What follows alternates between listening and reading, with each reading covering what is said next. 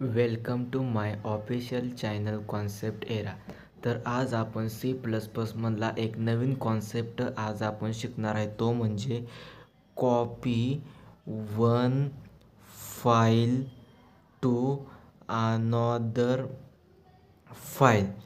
म्हणजे आपण एका फाईलमधील डेटा आपण दुसऱ्या फाईलमध्ये कॉपी करणार आहेत. तर त्याचा आपण डायरेक्ट थेअरी नाही, पण आपण डायरेक्ट त्याचा प्रोग्राम बघणार आहेत. तर प्रोग्राम सगळ्यात पहिल्यांदा आपण त्याची हेडर फाईल लिहिली, hash includes iostream dot h, hash include conio dot h. परत आपण hash includes fstream dot h. आपण एपस्ट्रीम डॉट एच का यूज करतो, तर आपण फाईल हँडलिंगचे प्रोग्राम्स आपण इम्प्लिमेंट करत आहे, त्यामुळे आपल्याला एपस्ट्रीमचा आपल्याला वापर करावा लागतो.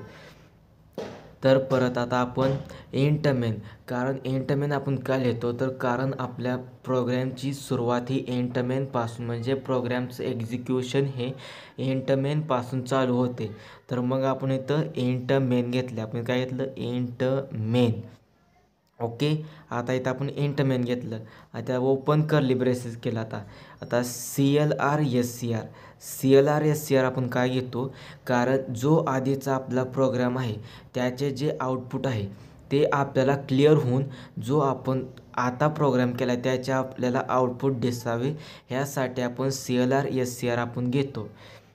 मग आता इथं आपल्याला पहिल्यांदा ऑपस्ट्रीम, म्हणजे आपल्याला पहिल्यांदा इथं एक मॅश आपल्याला एका फाईलमध्ये राईट करायचं आहे आणि तो आपल्याला दुसऱ्या फाईलमध्ये तो कॉपी करायचा आहे.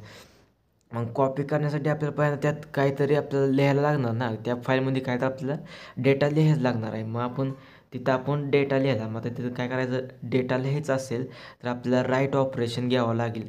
मग त्यासाठी आपण काय घेतो, तर राईट ऑपरेशन कशाचं, ऑपस्ट्रीममध्ये आपण राईट ऑपरेशन घेतो. मग तिथं ऑपस्ट्रीम OBJ. ओके. ऑपस्ट्रीम OBJ. मग आता आपण इथं घेतलं OBJ. आता आपण हे OBJ काय यूज केले, तर आपण ह्याचा एक ऑब्जेक्ट क्रिएट केला आहे. मग आता OBJ